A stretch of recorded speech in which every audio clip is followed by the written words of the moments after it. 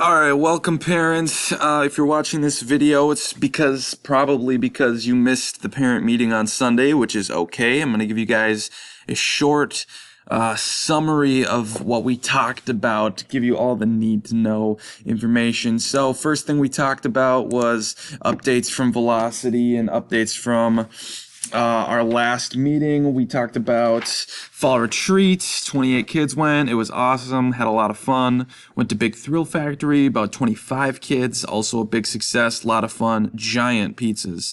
And then we talked about in our last meeting, a code of conduct or relational boundaries for student ministry staff and volunteers.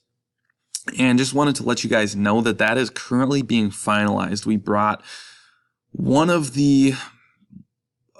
pretty much a final copy to the board on Monday. We're going to tweak just a couple things, but a lot of time, a lot of thought, and a lot of effort has been poured into this and networking with other churches to see what they do and come up with what we think is best for us.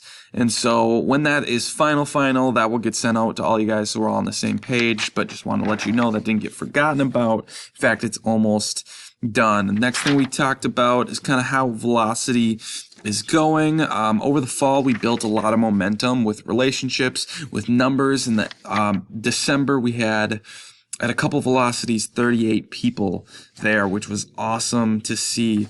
That said, numbers aren't everything. The more important thing has been some of the growth that I've gotten to see in students growing relationally in their faith and in their maturity and responsibility as well. It's been cool. Gotten to see some cool God stories. We recruited 3 more volunteers. We lost one because Joel Wearsome and family moved to North Carolina. For some reason, they didn't want to make the commute every Sunday. But, we'll get over it.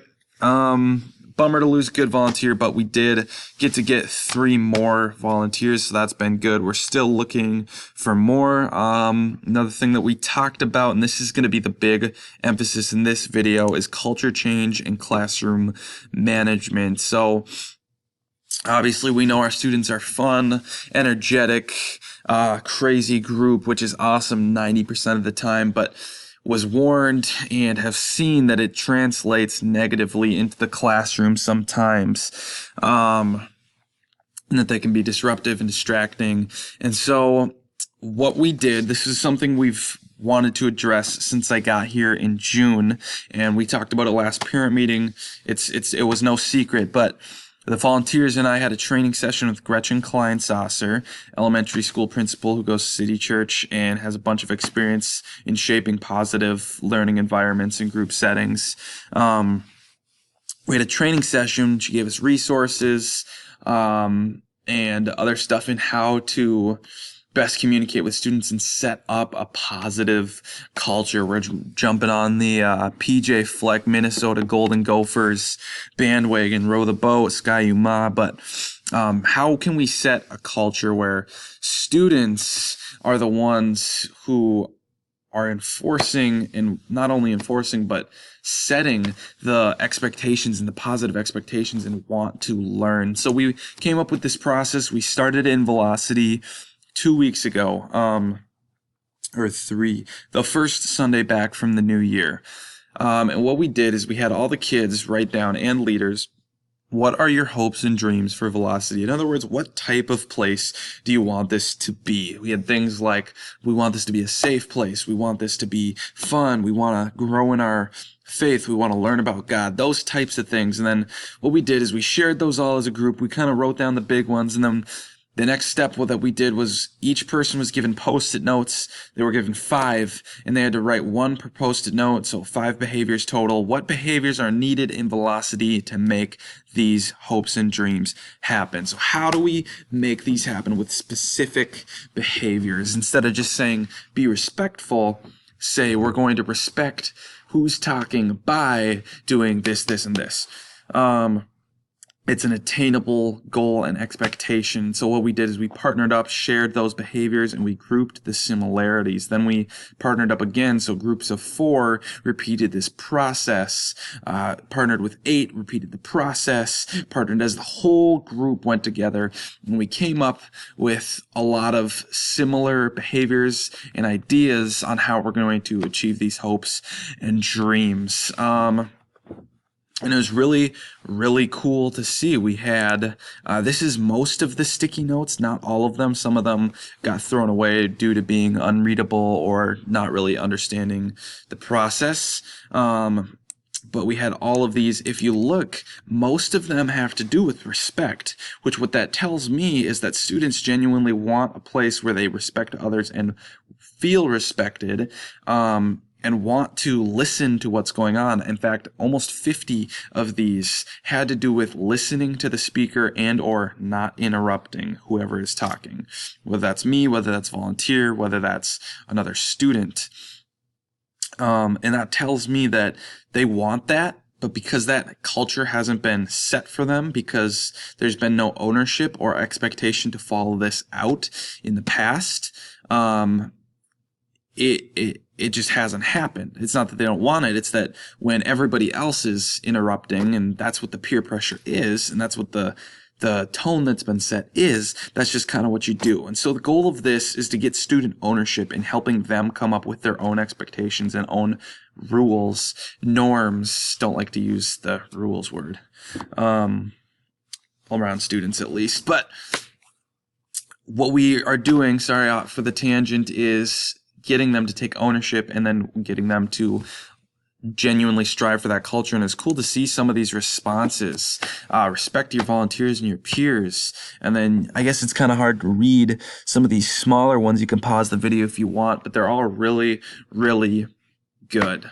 So what we did then, we came up with more than 5 to 7, just kind of expectations that encompass these ideas. And so we came up with some, and what I did was I put together all this, wordsmithed it a little bit, and came up with values and expectations.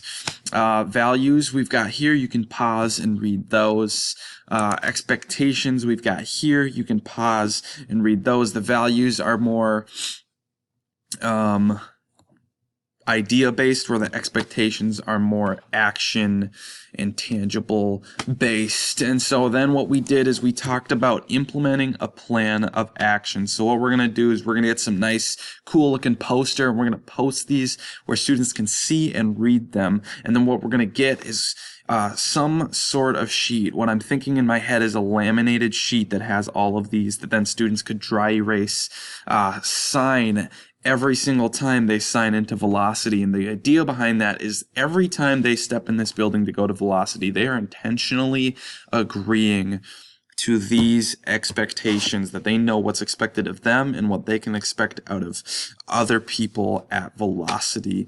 And so that way there's no excuse to forget about the rules, or, oh, I didn't want to do it this time. Every time they come, this is something that we've all agreed to. And then the next thing is, what happens when these aren't get followed? Who has the power to call them out? And what we came up with, and this was a student presented idea, is everybody has the power to call out these norms or these expectations when they aren't being followed.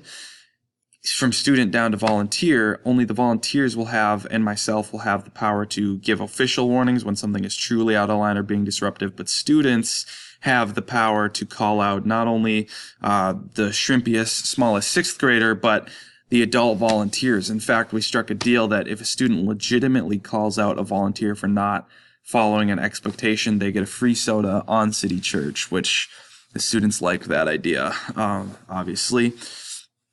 And so what we got is this culture of ownership, and it was really cool to see the students get excited about this and get excited about, well, when new people come, we can teach them what we do here, and get excited about, well, oh, you watch out, so-and-so volunteer, I'm going to call you out and get a free pop, you better be paying attention, and just see them really want to make these things happen. I think it's going to be really good going forward. Where we're at with this process is we've got these, which are the final draft.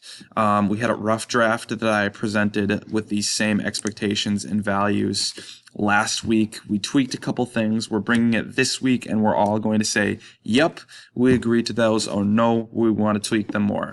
I don't plan on there being more tweaking. I think that they'll all agree, but that's what we're going to do, and then we're going to follow out with this plan of action. So that's the basis of what we're going through in Velocity right now. It's been a big emphasis, and I think it's going to be really good. I'm really hoping and praying that it'll be fruitful.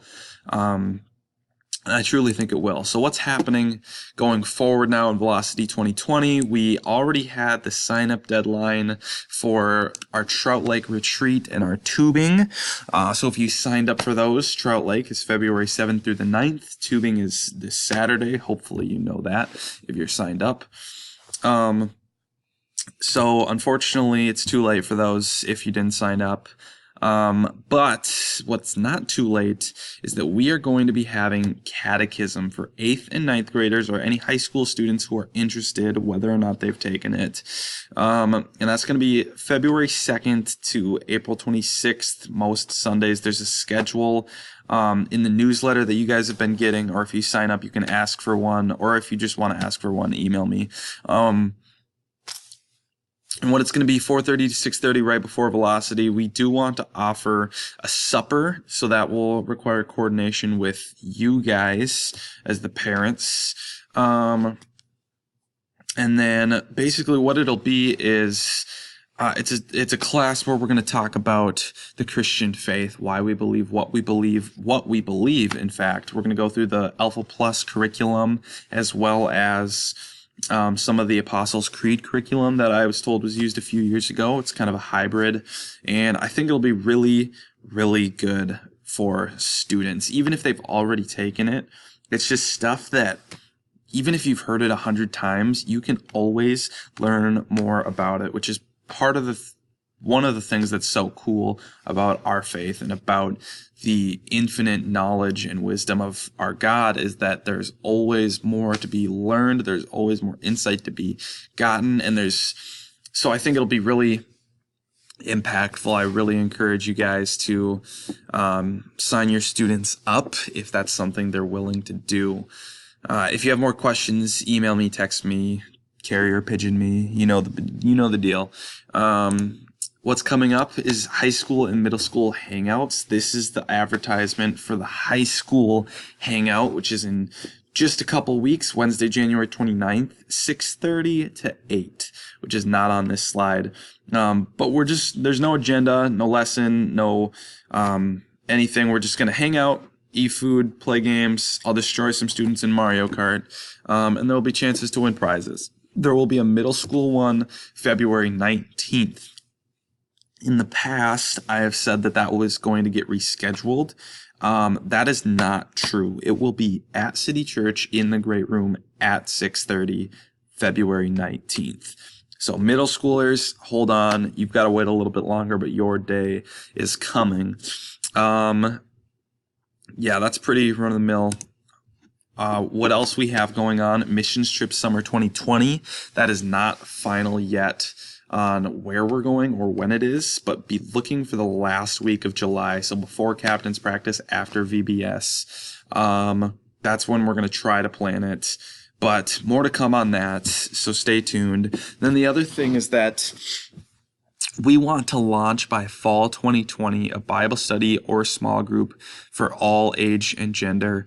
Right now we've got a high school, really just upperclassmen guys Bible study. There were a few guys that really wanted to start one. They approached me end of summer, and it's been really fruitful. And that's something that we have since the first day and still want to launch, is a group for every single age range and gender. We're working right now on building the volunteer base. In fact, at the parent meeting, we got one more, which is awesome. We're one more step there. But getting the volunteers to lead these groups. So if that's something you're interested in, is leading a Bible study or a small group for students, please reach out to me, because we want to provide that for them. And not only will it be beneficial for them, but it will be beneficial for you. So other ways you can help are snacks or volunteering, and then just prayer and feedback. I'm out of time. Bye.